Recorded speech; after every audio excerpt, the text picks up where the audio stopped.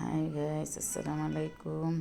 আপনার ভালো আছেন? আমরা আজকে আমি নতুন ভিডিও ছাড়লাম, কী কী রান্না করলাম দেখেন। ভিডিওটা ভালো লাগলে শেয়ার করুন, পাশে থাকবেন, ফলো করবেন। আজকে রান্না হইলো রুই মাছ দিয়া, সিম দিয়া, আলু দিয়া, টমেটো দিয়ে রান্না করছি। লাউ শাক ভাজি করছি। এখানে রুই মাছ নিছি, হলুদ মরিচ মাইখা রাখছি, ভাজবো। এখানে সিম কুটে দিয়ে রাখছি, এখানে আলুগুলা কুটে রাখছি দিয়ে, আর নিচে এই যে আলুগুলা, এখানে আলু দিয়ে এগুলো রান্না করব।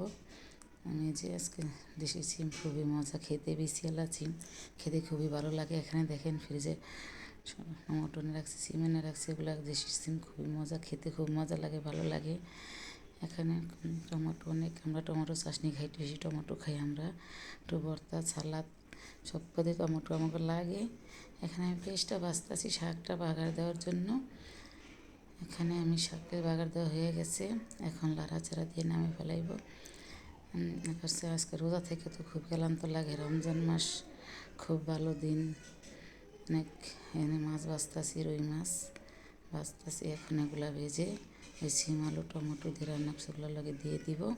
এখানে শাকটাই তো অন্য করে ডাইলে রাখছিলাম, এখানে তরকারি বসাইতে আসি সিম আলু এগুলা।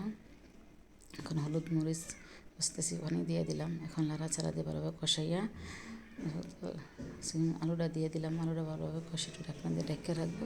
তারপর সিমটা দিয়ে দিব, পরে বাকি কাম অন্য কাম করতেছি, আপনার পাশে থাকে না। ওই সিমটা দিয়ে দিলাম, কষানো হয়ে গেছে আমার। পিসিয়ালা সিম দেখতে খুবই মজা, খেতেও খুব মজা, ভালো লাগে আমার কাছে। সবসময় প্রতিদিন আমি সিম খেতে পারি, আমার খুবই ভালো লাগে সিমটা আমার।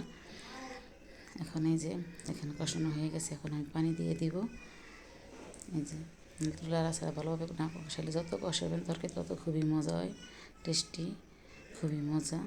এই যে এখন একটু লাড়াচাড়া দিয়ে একটু পরে টমেটো দিয়ে দিব, দিয়ে মাছগুলো দিয়ে দেবো। এখন লাড়াচাড়া দিয়ে ঢাকনা দিয়ে টমেটো দিয়ে দিলাম, টমেটোটা দিয়ে দিছি এখানে। এখন এই যে খুবই মাছটা দিয়ে দিছি, তরকারিটা হয়ে গেছে আমার। এখন ধনিয়া পাতাটা দিয়ে দেবো, একটু লাড়াচাড়া দিয়ে ঢেকে রাখবো। আমি অন্য কাম করবো, রমজান মাসে তৃপ্তি বানান খুব কিছু, অনেক কিছু, বেগুনি, আলুর চপ, পেঁয়াজু, ডিম চপ, সবজি সব, এগুলো সব বানানো লাগে। এই কারণে খুব অস্থির লাগে।